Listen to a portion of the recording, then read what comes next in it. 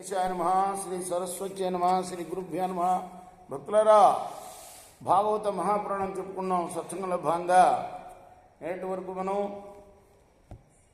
8 స్కందాలు పూర్తి చేసి 9వ స్కందాన్ని 65 భాగాలుగా చెప్పుకున్నాం. ఈ రోజున 66వ భాగం చెప్పుకుందాం. చెప్పుకునే ముందు వ్యాస భగవాన్ని ప్రార్థన చేసుకుందాం. వ్యాసాయ విష్ణురూపాయ వ్యాసరూపాయ విష్ణవే నమో వై బ్రహ్మనిజయే వాసిష్ఠాయ నమో నమః. ఆంజనేయం మహావీరం బ్రహ్మవిష్ణు శివాత్మకం తరుణార్కప్రభం శాంతం ఆంజనేయం నమామ్యహం. సదా నింబవృక్షస్య మూలాదివాసాశ్వాసరావినంతిక్తమప్యప్రియంతం తరుం కల్పవృక్షాదికం సాధయంతం నమామి ఈశ్వరం సద్గురుం సాయినాథం. భరతుడు 133 అశ్వమేధ యాగాలు చేశాడు. అక్కడ ఆగే ఉన్నా. ఆ తర్వాత ఆయన పరంధామం చేరుకున్నాడని కూడా చెప్పుకున్నాం కదా.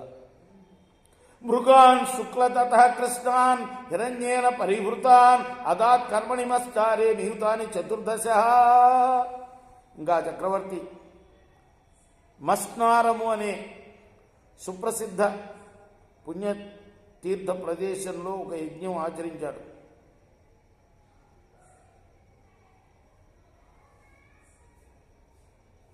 ఆ సమయంలో అతడు తెల్లటి దంతాలు, నలుపు వన్నే కలిగి బంగారు ఆభరణాలతో విరాజిల్లుతున్న 14 లక్షల భద్రగజాల్ని విప్రులకు దానం చేశాడు. దేంటి? భరతస్య మహత్కర్మాన పూర్వేన అపరే నృప నైనా పుణ్యైవ ప్రాప్సంతి బాహుభ్యాం త్రిదివం యదా. అతని యొక్క ప్రతిభని చెప్తున్నాడు అనమాట. ఇంకా పరంధామం చేరాడు కానీ ఇంకా ఆయనకు అర్థని కొంచెం వర్ణిస్తున్నాడు. భరతుడు చేసిన అత్యద్భుత యజ్ఞాది కార్యాలని అంతకుముందున్న రాజులు ఎవరు కూడా చేయలేదు. అలానే ఇక ముందు కూడా ఆచరింపజాలరు. ఎంతటి వారైనా కూడా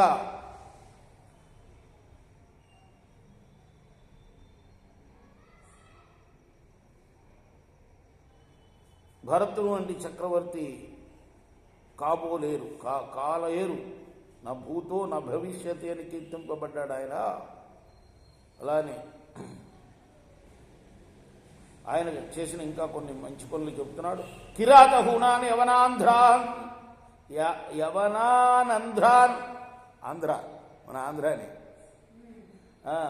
కంకాన్ కశాంచికాన్ అబ్రహ్మణ్యాన్ రూపాంశాన్ మ్లేచ్ఛాన్ దిగ్విజే అఖిలాన్. సాధు పురుషులైన బ్రాహ్మణుని హింసించే కిరాతులు, హూణులు, యవనులు, ఆంధ్రులు, కంకులు, కశులు, శకులు, మ్లేచ్చులు ఇటువంటి హీన జాతులకు చెందిన రాజులందరినీ కూడా భరతుడు తన దిగ్విజయ యాత్రలో హతమార్చాడు. జిత్వా పురాసురా దేవాన్ ఏ రసో కాంసి భేజరే దేవస్త్రియో రసాన్నిత ప్రాణిభి పునరాహరత్.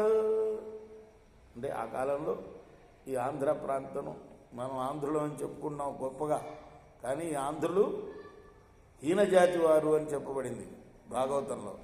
చూసారా? హీనజాతుల్లో ఒక జాతి ఇది కూడా. కూణులు, కిరాతులు ఆ లిస్టులో వాళ్ళు అనమాట.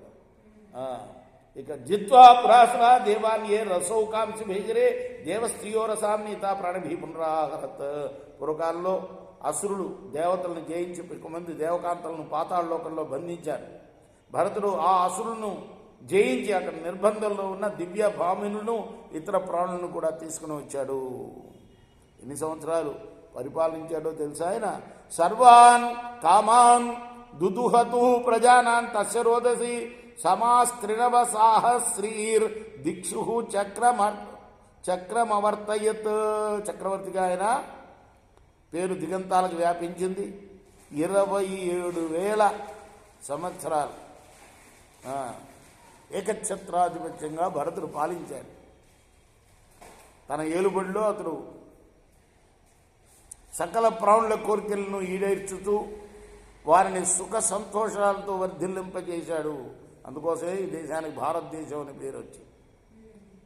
సమ్రాట్ లోకపాలాఖ్యాం ఐశ్వర్యమధిరాట్ శ్రియం చక్రంచాస్కరితం ప్రాణాన్ మృషేచ్చు పరరామ.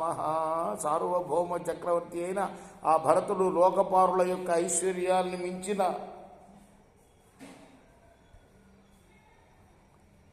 తన సంపదల్ని, రామకృష్ణ ఆరతి మొదలుపెట్టు, తిరుగులేని సార్వభౌమాధికారాల్ని, కడగుత్రాన్ని, ప్రాణాలని కూడా అనిత్యాలుగా భావించి వాటి పట్ల విరక్తుడయ్యాడు. అంటే ఏ విధంగా నారాయణుని చేరుకున్నది వివరిస్తున్నాడు అన్నమాట. తస్యాసన్ నృప వైదర్భ్య ప్రజ్ఞస్తిస్ర సుసమ్మత జగ్నస్త్యాగ భయాత్ పుత్రాన్ నాను రూప ఇతీరితే. ఓ పరీక్ష మహారాజా, ఆ భరతుడికి విదర్భరాజు కుమార్తెలైన 3 భార్యలు ఉండేవాడు. ఆయన వారిని సాదరంగా చూస్తూ ఉండేవాడు. అతడు వారికి కలిగిన పుత్రులను చూచి వీరు నాకు తగిన వారు కారు అని పలికాడు. ఇంకా ఆయన చరిత్ర కొనసాగుతూనే ఉంది. అప్పుడు ఆ రాజపత్రులు మహారాజు తమను వదిలివేస్తాడేమో అని భయపడి వాళ్ళందరూ వాళ్లే కుమారులను చంపేశారట. ఎందుకు? వాళ్ళు మంచివాళ్ళు కాదు, నాకు తగ్గవాళ్ళు కాదు అని అన్నందుకు. ఈ విధంగా భరతుని వంశం ఆగిపోయింది. తస్యైవం విదతే వంశే తదర్థం యథదస్తు మరుత్సోమేన మరుతో భరద్వాజ ఉపాదదు. ఆ మహారాజు పుత్ర ప్రాప్తి కోసం మరుత్స్తోమం అనే యజ్ఞాన్ని ఆచరించాడు. అప్పుడు మరుత్తులు ప్రసన్నులై ఆయనకి ఒక పుత్రుణ్ణి అనుగ్రహించారు. అతని పేరే భరద్వాజుడు. అంతర్వత్యాం భ్రాతృపత్యాం మైథునాయ బృహస్పతి ప్రభుత్వ వారితో గర్భం సప్తావీర్య అవాస్వజాత్. భరద్వాజుని జన్మ వృత్తాంతాన్ని గురించి శుకుడు తెలిపాడు. దేవగురు అయిన బృహస్పతికి సోదరుడు ఉతజ్జుడు, అతని భార్య మమత. ఆమె గర్భవతిగా ఉన్నప్పుడు బృహస్పతి ఆమెతో రమించడానికి సిద్ధపడ్డాడు. అప్పుడు ఆమె గర్భంలో ఉన్న బాలకుడు ఆయన్ను వారించాడు. అప్పుడు అతడు నువ్వు గుడ్డివాడివైపో అని గర్భస్థ శిశువును శపించి బలవంతంగా అత్యాచారం చేశాడు. రేపు మనం ఈ కథ కొనసాగిద్దాం. కృష్ణార్పణమస్తు. శ్రీ సచిదానంద సద్గురు సాయినాథ్ మహారాజ్ కీ జై. చేకోరా హారతి గో సద్గురునాథ దేవ సాయినాథ. పాంచభౌతిక తత్వములానే హారతులిత్తుమురా. నిర్గుణం స్థితే వీడి ఎట్లి ఆకారం పొందిదివో సాయిరాం. సర్వము నిండిన నీవే ఇంకను ఉంటివి తల్లివలే. రజోతమో సత్వం నుండి మాయటి జనించే బాబా మాయటి జనించే. ఆ మాయ నుండి వేరే మాయా వ్యక్తులుగా వచ్చే రంగములు బాబా క్రీడా రంగములు. నీ లీలాతల విస్తరణకే విశ్వం సృష్ట్యాయే. బ్రహ్మాండముల రచనం మాకు ఎలా చూపేవు బాబా, ఎలా చూపేవు. తుకారాం నీ కృపాలుడంటూ సాయిని కీర్తించే. చేకోరా హారతి దిగో సద్గురునాథ దేవ సాయినాథ. పాంచభౌతిక తత్వములానే హారతులిత్తుమురా. లోకమే జ్ఞాన శూన్యం